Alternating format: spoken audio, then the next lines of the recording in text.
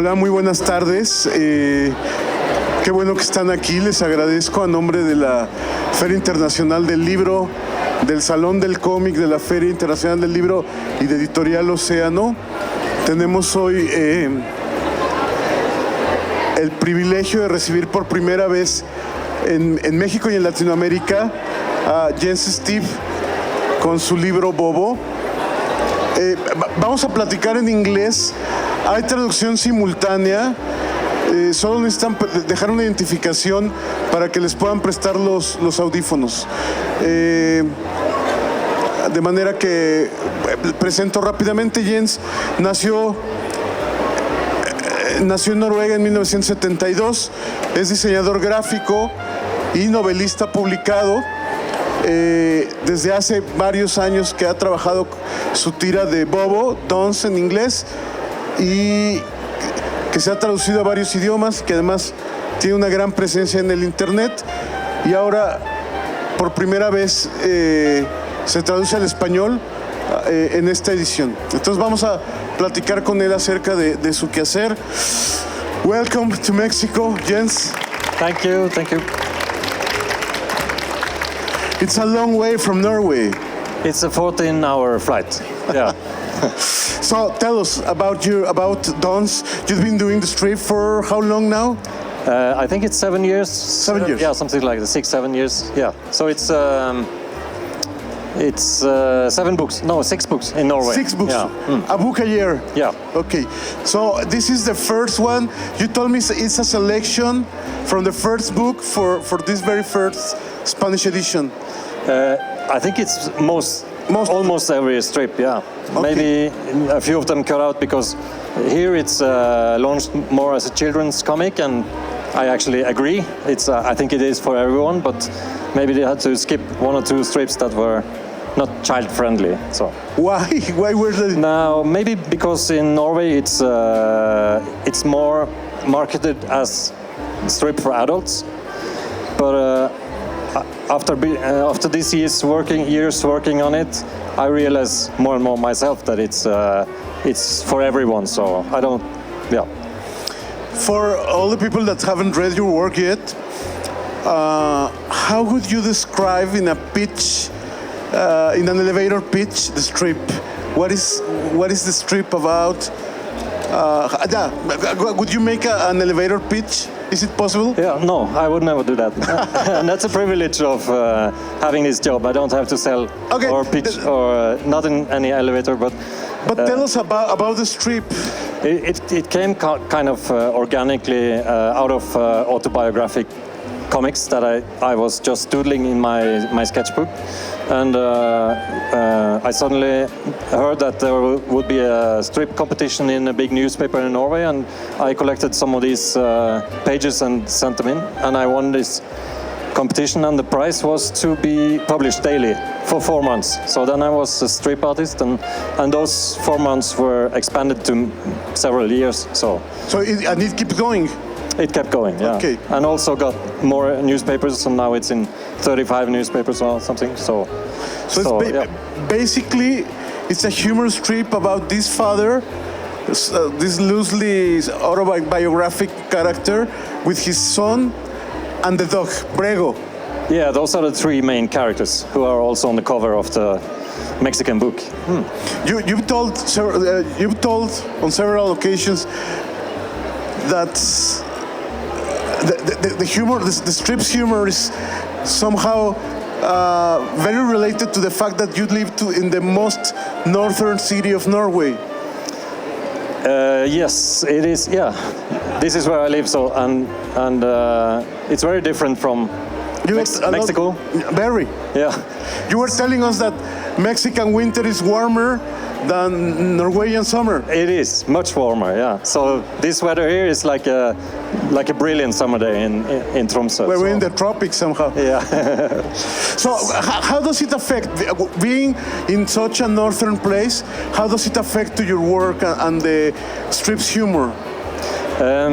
It is I think you will notice when you read the book that there is a wheel, like an annual wheel. So every book has this same annual wheel, and it all goes down in the middle. That's a dark season, and we have 2 months of darkness. That's important. That's me real and Brego. Brego. Yeah. Brego is your actual pet. He is, yeah. And he's the one in reality who is most like the cartoon character. He's exactly like that. And you told us, which is very interesting, that you plan whenever Brego passes out, you were planning to make the character pass out on the strip too. Yeah, when he dies, he's 8 years now. So I was telling my Norwegian editor that when he dies, it will be so painful, so I will make him die in the comic as well, to share the pain with the readers. But she said, no. You don't agree? And she said, what if Snoopy had died in the early 60s? That would be a stupid idea. So we have this father who is a graphic designer, just as you were, and he has this relationship with his only son, and among other things, they try to understand each other, even though there's a generation gap, a terrible generation gap. Mostly a family strip, and full of I think it's in the tradition of comic strips, which is mostly an American tradition. How do you insert your work in that tradition, being from Norway? How difficult or different has it been for you to work on this kind of humor? Yeah, I used to say that I don't want to make comic strips because I want to tell stories, not gags. Mm-hmm. So that was my prejudice against comic strips. But when I won this competition and I already had done some comics, single-page comics that you could just easily make into strips, I realized that this is a format that I'm really interested in finding out. How can you do something good here? And then it was natural to study Peanuts from start, and also Calvin and Hobbes, and another favorite is Cul-de-sac. Those three. Cul-de-sac is published by Océano also. Yeah, it's here, yeah. And just almost like a scientific study. Why are these strips so good? What do they do? And then how can I do something of my own storytelling? So I think it's different, kind of very different from these strips, yeah. But still learning from the best. Yeah. What did you find that all these strips had in common? These three strips? The strips you studied, I mean, Peanuts, Calvin and Hobbes, Cul-de-sac. I think the most important thing that I've learned, maybe I knew it from start, but I even learned to use it more and more, is the strength of characters and relationships between them. So even though it's only 3 or 4 panels every day, you can actually build real storytelling and around like flesh and blood characters. So after these 6 years, I feel responsible for these characters. They are more and more alive in my head, and I hope also in the readers. So I must say that you have a very strong cast of secondary characters that you just can't stop. You can't help but loving them. Thanks. So this is the son, Gustav. Yes, Gustav, and based on your son, who is Gustav also. No, he's not called Gustav. No, I had to protect him. Okay. I have 3 kids, and they are all mixed into this boy. Sorry. And also myself, when I was a child, is also in the mix there. So.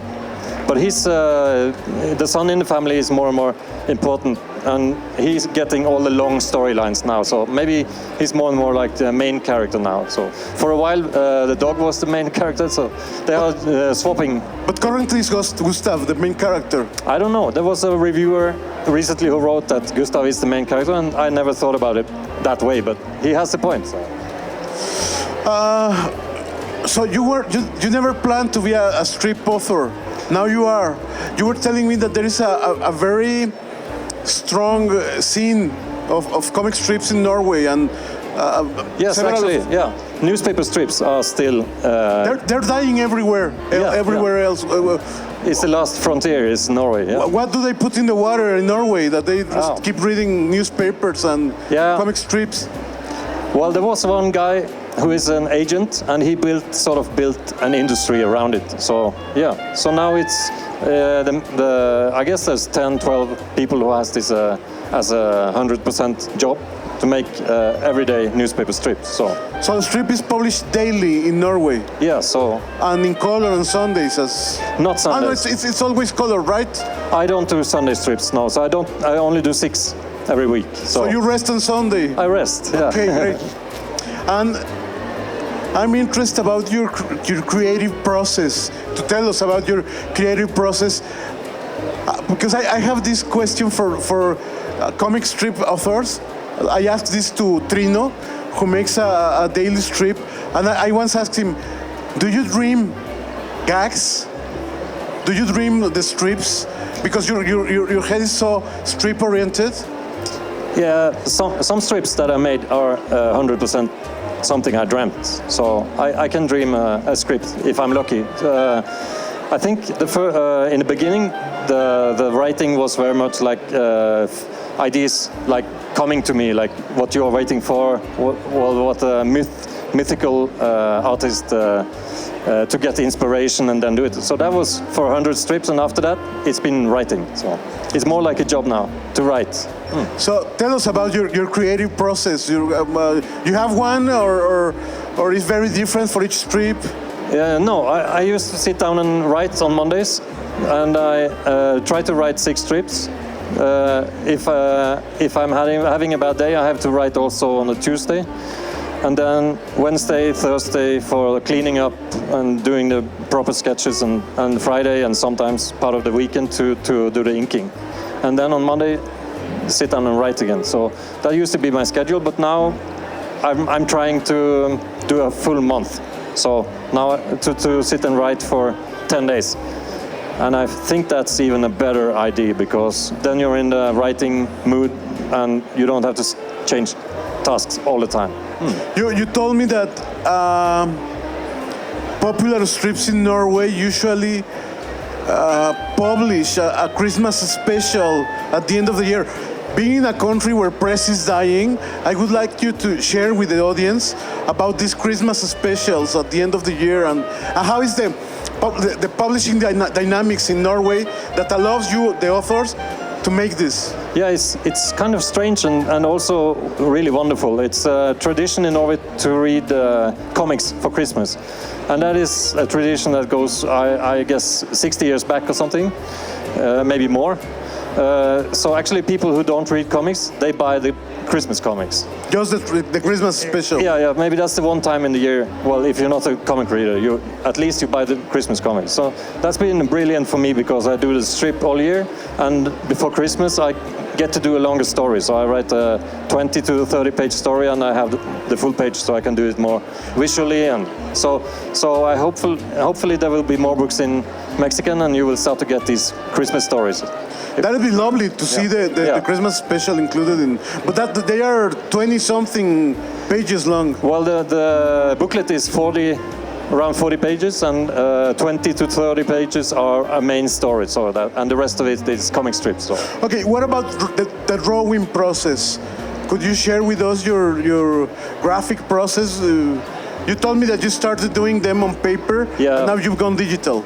I love drawing on paper, so that was my plan. And also, after being a graphic designer for 12 years, it was so nice to get away from the computers and be creative with the ink on my fingers. But after 150 strips, I realized there was something called an iPad and Apple Pencil, and it would save me time. So then I switched to this. But I tried to keep the line organic, even though it's drawn on the iPad. So it's like a study also to save the organic style of the lines. No, it definitely looks very organic. You can tell it doesn't look like a digital comic strip. No, I hope so. But the transition can be seen on the first volume. The transition from traditional to digital? No, there are actually some strips before these, so they are the ones. So I think this starts around the time I went iPad. Yeah. Okay.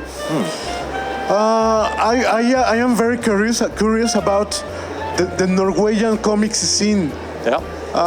Is it mostly on newspapers, or are there people publishing albums? How is the scene back there? Tell us a bit about Norwegian comics. They're mostly unknown in this part of the world. Yeah. I mean, Jason is very known, but Jason, yeah. But and now you, but beyond that, I can't. Yeah, he's sort of my generation. Maybe he's a little bit older, but we used to work together when I lived in Oslo. Well, just share the office. But now he lives in France. No, there are a lot of really good comics in Norway, and when I go to bookstores in Mexico, I actually see some of them translated here. Yeah, we saw the one about Knut Hunger. Hamsun, yeah. Yeah. Any more names? Some more names? Oh, yeah. There's one guy who made a biography about Edvard Munch, the painter. Wow. Yeah, that is a very beautiful book, and I recommend it. And I know it's translated to Spanish. There are also a new generation now of artists, and my publisher Egmont, they give these young artists the possibility to be in hardcover books, and the main distribution is bookstores. Well, the only distribution. And they make book series. They are manga inspired, but more like colorful and painted, and so it's their own kind of manga style, and that is selling well. And these young kids, well, they're 20, 25 years old. They can make a living of it. So there's a new generation coming up, and then there's my generation also with the background from indie and underground comics from the 90s. And you started publishing fanzines, you told me. Yeah, I started when I was 16 with a copy machine, and I've done a lot of self-publishing. But now with Daily Strip, it's hard to do any self-publishing because time-consuming. It's very time-absorbing. Yeah, it is. It's fun, but it's also hard work. I'm interested on your. You majored on graphic design, and you work as a graphic designer for a long time, and you quit to work full-time on the strip. How liberating was that? Yeah, that was a good choice. Yeah. I found it quite hard to get old with being a graphic designer, because there came new designers and new trends, and these young designers did it better than us. So, and even though cheaper. we recognized the style. Okay, so now we're back on that style. So it was like a wheel of style, and the old trends came back, and it's really nice to do something that doesn't have anything to do with trends. It's just a personal project. So that is the best. And what about the illustration? You work as an illustrator also. Yeah, that's what I did the first few years before I could do this on full time. So just to earn money, I would do illustration work. But now I do mostly just this comic. Are you interested in any way on doing some longer format comics, maybe with these same characters or others? I love doing the Christmas special, so that is something I look forward to every year, and I start thinking about it now around December, and it's sent to print in October, and it's out in the shops now, and it's all over, even in the grocery stores and everywhere. So that is very satisfying. But yeah, if I ever cut down on the amount of strips, I would love to make more longer stories about these characters. And is that possible? Yeah, that would be possible when all the newspapers are dead, and it seems it's going that way. So maybe it's on borrowed time, but I hope it can be running for some years still. On a side note, I guess that newspapers are healthier in Norway than in the rest of the world, or at least in America. Yeah, I'm lucky that my main newspaper, they are the ones that print the news strips. They are a radical left newspaper, and they also a very serious newspaper, and they hire proper journalists, and they are actually growing. So maybe this will be one of the last newspapers alive, so I'm lucky to be in that one. So they had this newspaper crisis over there also. Yeah, it's a lot of pessimism and fear and anxiety in the newspaper world. So, yeah, they keep telling us that it's going downhill, but it's still alive.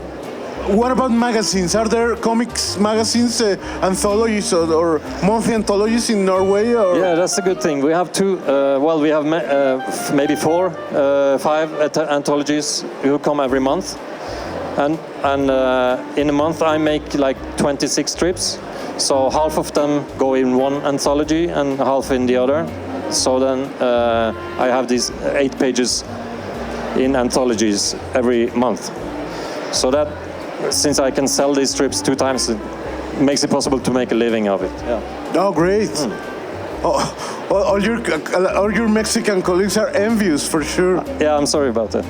You should move to Norway. No, maybe we should. Maybe we should. I'd like you to tell us a bit about the main characters in the story, so the audience can get a little more.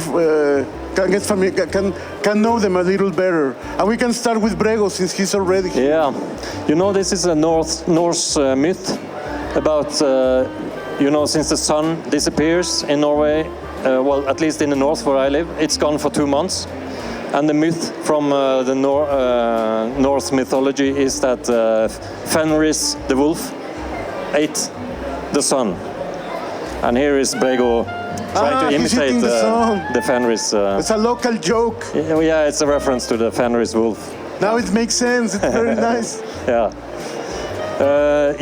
I got a dog quite early doing a strip, and it was impossible to keep doing a strip without having the dog in it, because I'm very soft-hearted for him, and he's called Brego, and yeah, when I sit and work and he creeps by my side, and my heart really melts.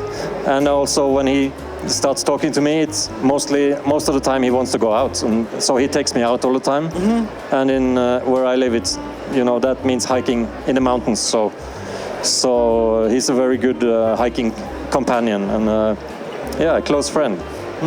What about your character? Yeah, I must say that these kind of characters are the author, but at the same time they are not, which is very complex and even more complex to explain. Yeah, it is. Yeah, it is me. He has my name, so it is sort of me, but it's also just fiction or just lies, or I can make up stories. And I guess, my father, my grandfather, also my mother are good storytellers. And it's all very often bad memory. So it's telling something that happened and changing details so it becomes funnier or better.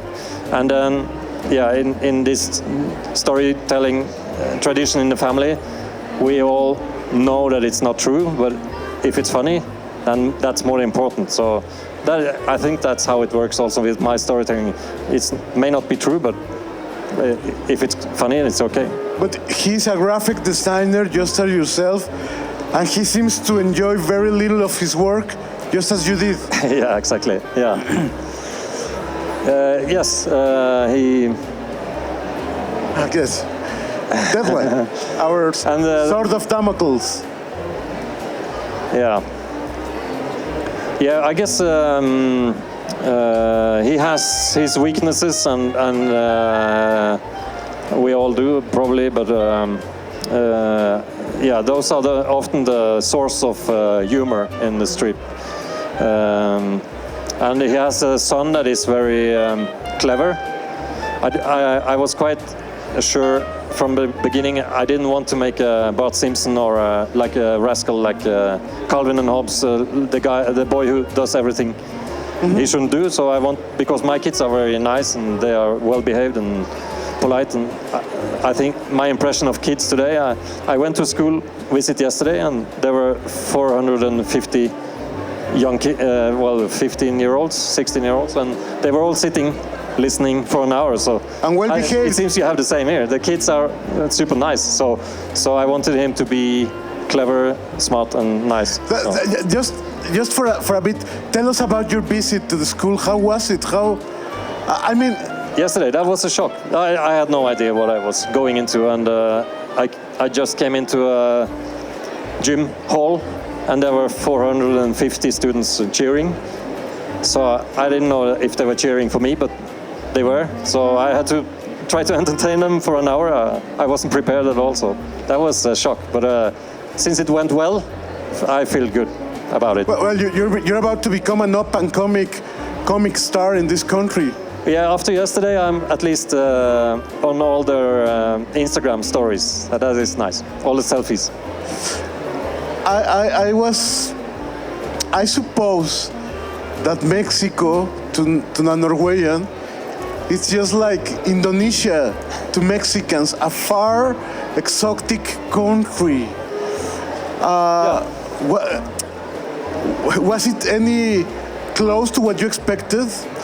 I have always dreamt about going to Latin America, and I told my family, I know that I'm going to become a Mexico fan, and I really already have become that. So I knew that was going to happen because, that was my impression of Mexico, and also working with the editors and people in Océano and getting to know you online and then meeting you. I knew that this is a place I feel home. Great, but very exotic. Very different, but perfect to go here at the beginning of the dark season. Yeah, I guess. Now you're coming back to the... I'm going back tomorrow. To the dark season, right? Yeah, I'm going back tomorrow, so yeah. But now I have my vitamin D storage, so I feel better now. So there are 5 more books now published in Norway. Yeah, that will be in March. The 6th book is coming out in March. And well, I reckon your plan is to keep doing the strip for as long as you can. It's been going for 7 years now. 6 or 7 years. Yeah, almost 7 years. Yeah. Any side plans? And by that I mean, do you have any dream project? Even though you won't work on it immediately. Do you have any dream side projects on comics or whatever? You are a published novelist. I forgot to tell the people that. Yeah. You published two novels. So, which rings a bell on me. Yeah. But do you have any dream side projects inside or outside the comics field? Maybe animation or. Yeah, I would love to make a dance animation. So there is a little production company in Norway who wants to make a Christmas animated Christmas story in 10 minutes, and I'm all for that. So why not? But no, I think I will keep working with these characters, this universe. But yes, I can come up with. Well, sometimes I start dreaming about doing something else, and also to make some longer stories, because that's what I originally used to do and wanted to do, and I love writing, and the strip format is what it is. It's a challenge, and I can make long storylines. Like I've done up to 60 strip storylines, which is 2 months of newspapers. But yeah, sometimes I miss the longer format. But there are so many advantages, and also I love this strip format so much now. So I'll gladly keep doing it for years still.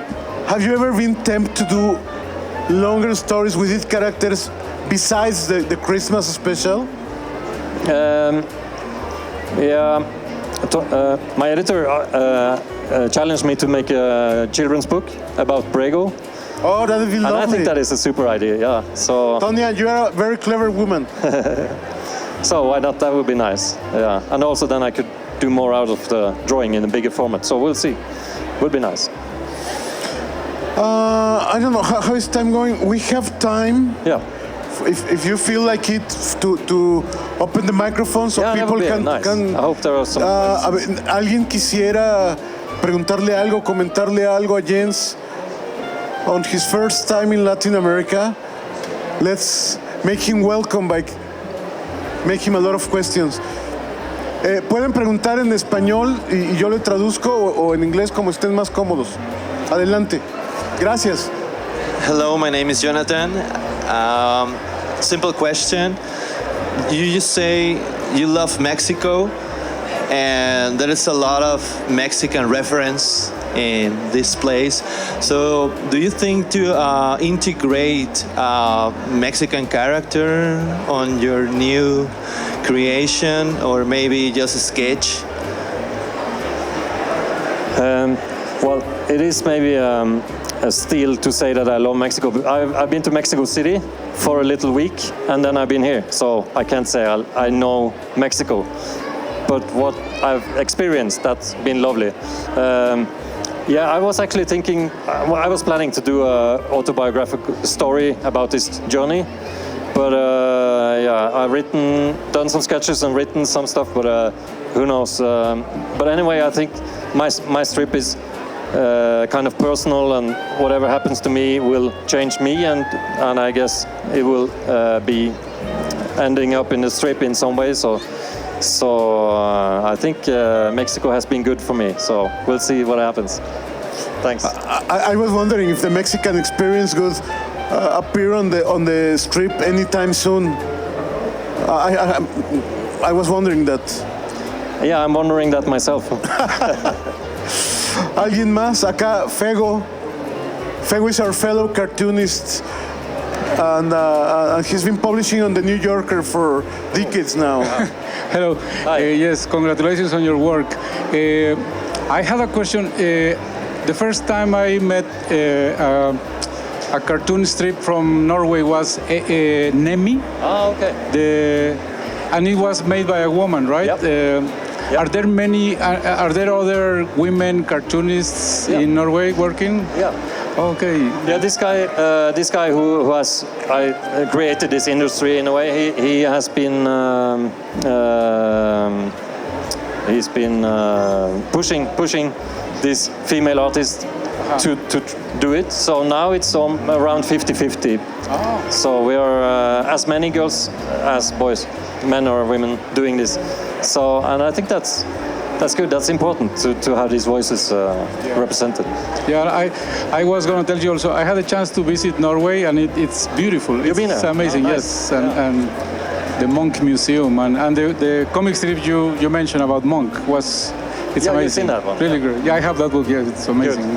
But I'm looking forward to get your book as well, so. Thanks. Congratulations. Okay.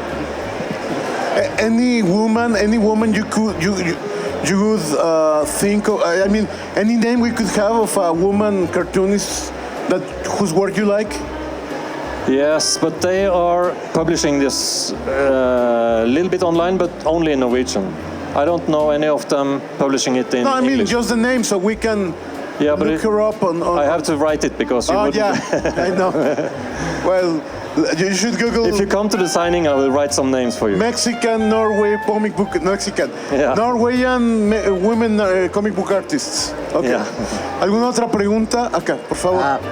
What's the most challenging thing when making an autobiographical comic?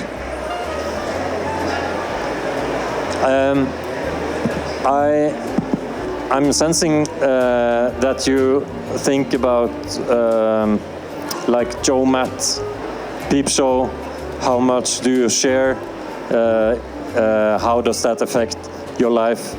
Yeah, because Joe Matt is an American artist who died recently, but he's famous for doing the autobiographic comics that are extremely autobiographic. So his girlfriend breaks up with him because he shares all her secrets in the comic, and I've been very far away from those problems because I guess I keep my back safe by mixing it with lies, and also don't intimidate in a way. I don't have any urge to provoke anyone or be like provocative. So it's maybe it's because I'm a father. I have 3 kids. I don't want to give them any trouble with that, and I want them to like accept what I do and not be ashamed of it. So yeah, I have no problems with being. But it is like Beth said. It's a kind of a lie to call it an autobiographic comic because it's so fictionalized. So it is. you could discuss if this even can be called an autobiographic comic, and it's not so important for me, but it has a basis in it. Have you ever regret sharing something of your life on the strip? No, I'm so far away from doing that, so no. It's pretty safe all the time for me. I was a Joe Matt fan also. Yeah. He was my Facebook friend, Nice. and you could tell that the guy was really a wacko by the things he posts. ¿Alguien más? ¿Otra pregunta? Vamos a hacerle muchas preguntas. Over here. Over Thank you. Hi, a pleasure to meet you. I just wanted to ask if, like, when creating or when you're about to, where do you find like inspiration? Yeah, that is really hard when you have done 1,500 strips. How do you get the inspiration for the next one?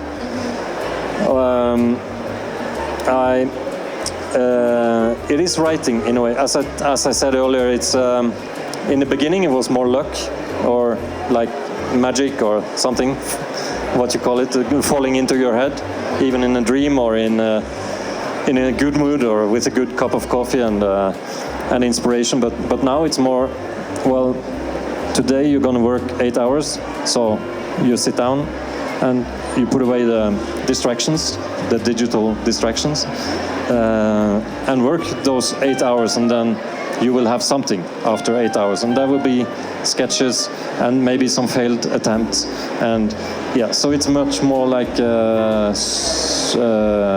searching and trying and not waiting for the magic.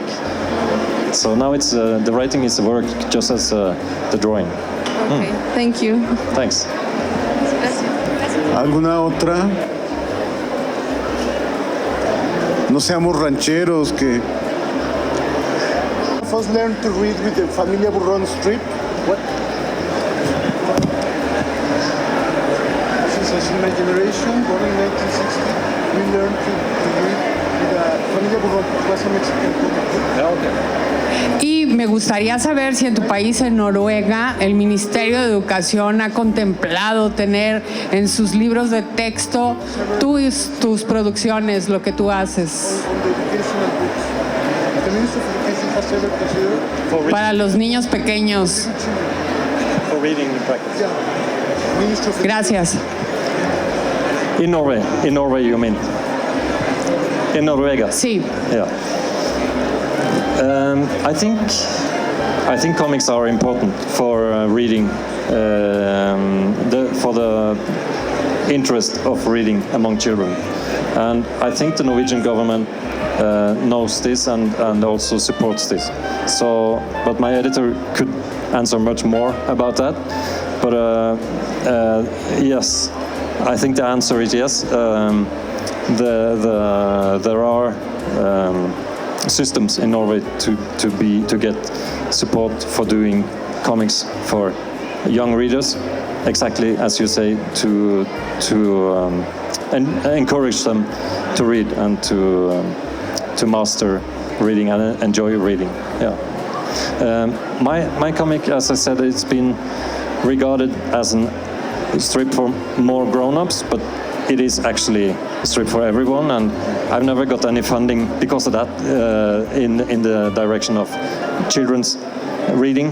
But anyway, there are government support that you can apply for in Norway to create comics, and they also, if you're lucky, they buy them for the libraries and distribute to all the libraries. So those are the two ways to get government support. A ver, ¿alguien más? Nos quedan 10 minutos.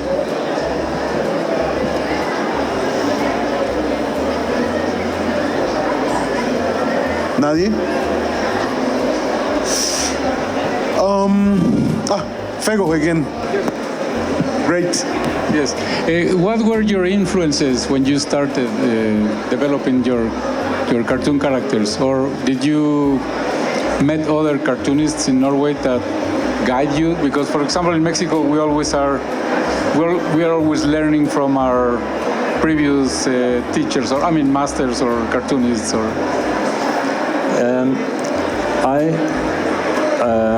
I was very inspired by the French comics when I grew up in the 80s. We all read all the French comics, Belgian comics, so like Asterix and Lucky Luke and Tintin and Gaston Lagaffe. And, so that was the upbringing, and plus, of course, Donald Duck and Disney stories, and Carl Barks and everything, and Peanuts.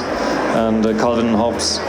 And in the 90s, I was very much into American comics, and not the superheroes, but the underground comics and Fantagraphics tradition. So in Norway, I think I was very much an underground artist in the 90s.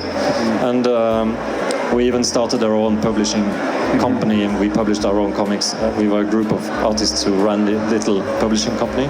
And then I worked as a designer and was away from comics for 14 years, and suddenly came back. And then I thought, okay, if I'm coming back to comics, I have to do it different. I had not do the old tricks again. I want to do something different, and it became strips. And then I thought, well, what is a good strip? I have to go and check the strips that I love and what makes them tick, what makes them work. And that was Peanuts and Calvin Hobbes and Cul-de-sac. So you can say that it's those three strips mixed with my background from underground comics. And Peter Bag's Hate has been huge for me, and he's not autobiographical, but you can tell he's much of himself in Buddy Bradley, and this slacker 90s character is something I love, and also Daniel Close and the whole 90s America underground. So then looking at the other strips in Norway, many of them are more funny. They are more trying to be funny. I can make some strips that are not funny, but just something that I want to make, and something that I think is interesting with my characters and with their relationships. And so I think my comic has this underground touch that makes it different than the typical Norwegian strip that is more into humor territory. You mentioned you have done more than 1,500 strips, and sometimes we, all creators, face sometimes the writer's block. In that case, have you ever considered working with another artist, or people come to you saying, I have this idea for, because we always get that. Yeah. My neighbors always say, you can use this in a strip. Whatever happens, they say, you must use this in a strip. And I can never use that in a strip.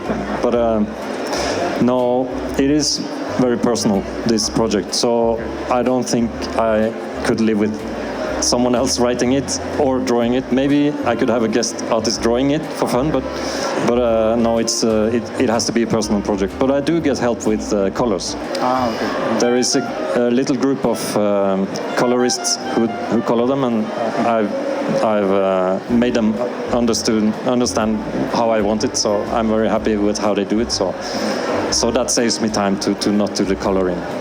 And my last question. About the writer's block, I actually had a break this year, 6 months from March to October. Okay. So now I'm more motivated than ever. A sabbatical, yes. But it helped a lot. Yeah. Okay. And the last question was, have you done merchandising with your characters? Because I notice in Europe, a lot of the people do their characters and they come out with products. And that also is good income for the artists. And they look very marketable. Yeah, maybe. I haven't done it, but I'm not like Watterson who hates the idea. So I just have never got any suggestions about it. Okay. I mentioned because it's funny. You mentioned you like Snoopy, Yeah. Charlie Brown. Schultz make his income. 10% was from his comic strip. The rest was merchandising and advertising and all that. So it's always. That's why I earn 1% of what he earned. But on the other hand, Bill Watterson never merchandise. Calvin and Hobbes never. That was one of the reasons he broke his relationship with the syndicate, because he didn't want to to go license into that, yeah. his character. Yeah. Ah, okay. Which is a very punk attitude, which I... Yeah, Yeah, I'm not so cool. You're not that This punk. is from the Christmas special this year. It's the cover from the Christmas special this year. I read it by the image because I don't read Norwegian, Yeah. and it's beautiful. Those books are gorgeous. Thanks. Hopefully one day they'll be published in Spanish. I hope so, yeah. So we have some minutes left. If anyone, there's another question back there. Hi. Hi. I noticed that you had a illustration with linears. It was like the little Yeah. with the hat. Yeah. And I really love linears. So my too. question was, what do you think you share with the comic strips of linears, and what do you not share? Like, what makes you and linears? So because it's the same genre, it's the same sort of storytelling. Yeah, I think it's, in a way, very similar and also very different. Yeah. I think we both put our hearts in it. Oh, that's a real briggle. We both put our hearts in it, and we sincerely want to make this as good as we can. I know every day, take it seriously. We don't take the fast way. And but he told me he can dream and make the dream, and when he wakes up. And my comic is very character based, so I'm much more technical on the writing. I've been writing books, trying to write for TV and movies, and so I'm doing writing as a craft in a way, but he's much more intuitive. So that's his quality, and I hope a quality for me is the characters and the relationships between them, and what the message that I try to tell. So that's a big difference, but still I agree. They seem sort of similar. We have time for a last question. Anyone? Can we have the mic? ¿Nos pasa el micrófono? Puedes preguntar en inglés o en español. Como te... En español. Muy bien. Bueno, bienvenido a México. Can you hear the full question first? Just hear the full question and tell me afterwards. Una disculpa si no llegué antes. Estaba un poco complicado el tráfico.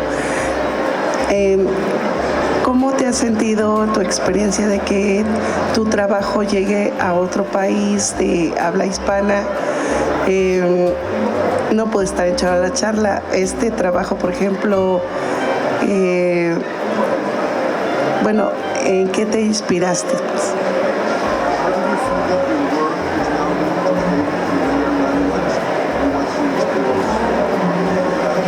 Oh, two very different questions. I'm very happy that it's available in Spanish and that Océano wants to publish it. And about the translation, luckily I'm not a perfectionist, so I just trust the translator to do a good job. So I haven't checked if it's correct or if it's what I wanted. I just trust them. I have friends, comic artists, who are perfectionists, and it seems painful to be that. So I just trust them, and also the editor, to make this look good in Spanish. It reads very well, don't worry. Yeah, I hope It's very so. funny. Yeah. It was a problem in the first French book that the translator, he didn't want to change anything, so he used references to Norwegian phenomena, and some of the strips were impossible to understand. So they changed translator for the second book, and she took more liberties and also asked me permission, and I said yes, of course. Change this to well, if I mention a politician, she changed it to a similar French politician, and it makes more sense. So the reviews for the first book often mention that some of these strips are impossible to understand. So. Nos podría estar aquí horas, pero ya tenemos que irnos.